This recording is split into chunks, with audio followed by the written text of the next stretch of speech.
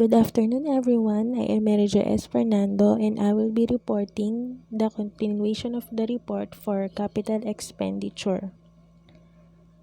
First, let us know what is the importance of capital expenditures. Decisions on how much to invest in capital expenditures can often be extremely vital decisions made by an organization. They are important because of the following reasons. First, long-term effects.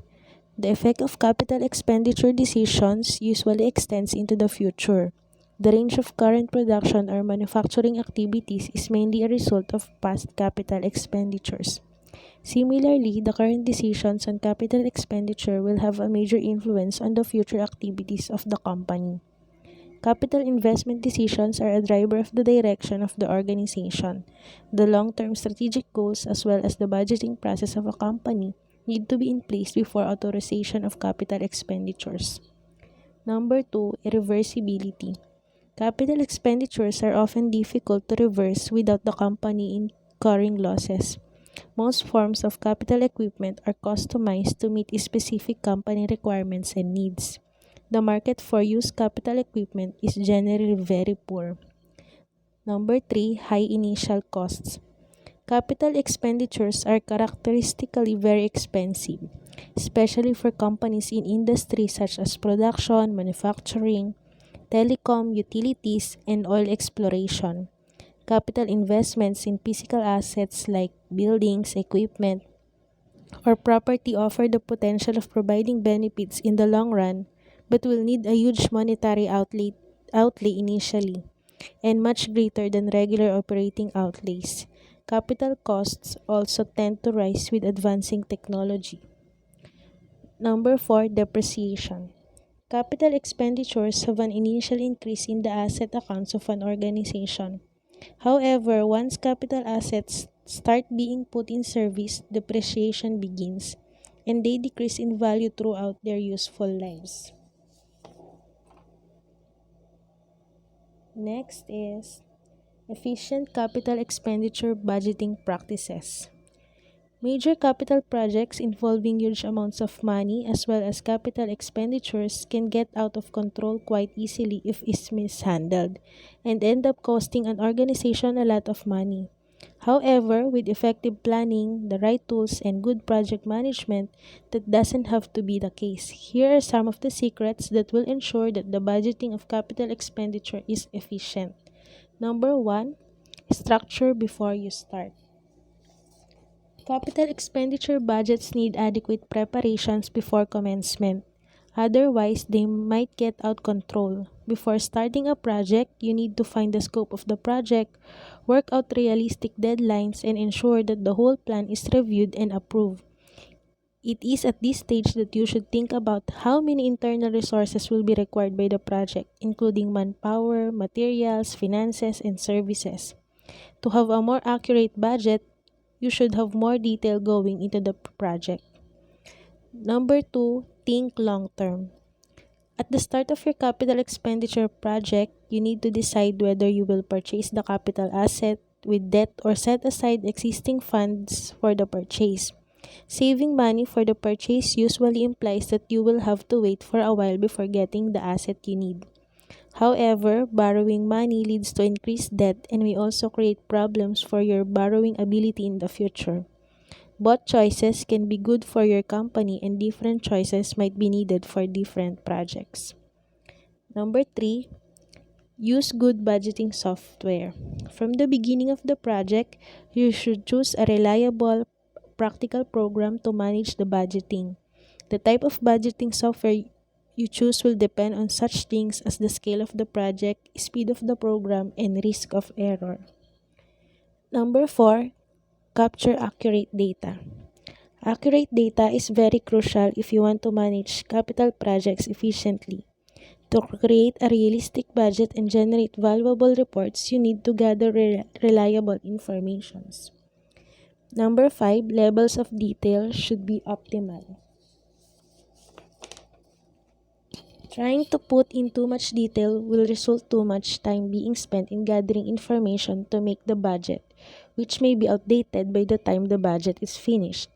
However, too little detail will make the budget vague and therefore less useful. The right optimal balance needs to be found. Number 6, form clear policies. Since the management of capital expenditure in a large organization may involve numerous employees, departments, or even regions, clear policies for everyone to follow should be put in place to put the budget on track.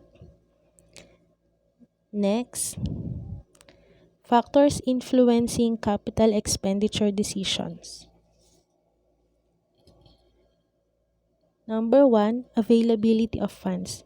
All the projects are not requiring the same level of investments. Some projects require huge amount in having high profitability. If the company does not have adequate funds, such project may be given up. Number 2, minimum rate of return on investment. Every management expects a minimum rate of return or cut-off rate on capital investment. It refers to the point of below which a project would not be accepted. Number 3, future earnings. The future earnings may be uniform or fluctuating, even though the company expects guaranteed future earnings in total, which affects the choice of a project. Number 4, quantum of profit expected. It is necessary to assess the quantum of profit expected on implementation of selected project. Here, the term profit refers to realized amount of projects as per the accounting records. Number 5, cash inflows. The term cash inflows refers to profit after tax but before depreciation. The reason is that recording of depreciation is a book entry and there is no actual cash outflow. Hence, depreciation amount is included in the cash inflow. Number 6, legal compulsions. The management should consider the legal provisions while selecting a project. In the case of leather and chemical industries, there are a number of legal provisions created to protect environment pollution. Now, the management gives much importance to legal provisions rather than cost and profit. Next, number 7, ranking of the capital investment proposal. Sometimes a company has two or more profitable projects in hand. If there is only one profitable project out of many and huge amount is available in the hands of management, there is no need of ranking of capital investment proposal. Ranking is necessary if there is many profitable projects in hand and limited funds is available in the hands of management. Number 8, degree of risk and uncertainty. Every proposal involves certain risk and uncertainty due to economic conditions, competition, demand and supply conditions, consumer preferences, etc. The degree of risk and uncertainty affects the profitability of the project, hence degree of risk and uncertainty of the project is taken into consideration for selection. Number 9, urgency. A project may be selected immediately due to emergency or urgency. The reason is that such immediate selection saves the life of the company. Example, survival of a company is the primary importance than other factors. Number 10, research and development projects.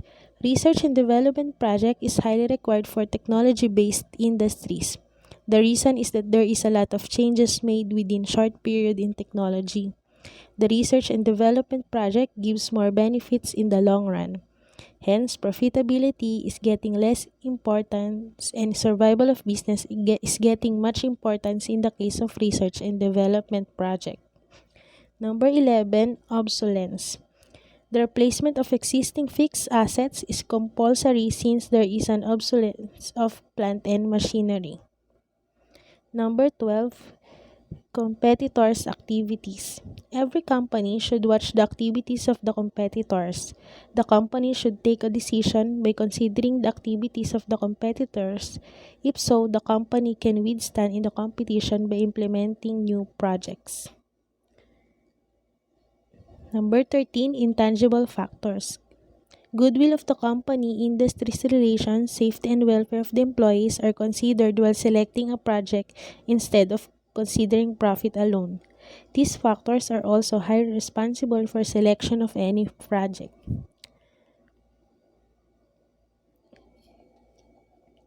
That's all po for my report. Thank you.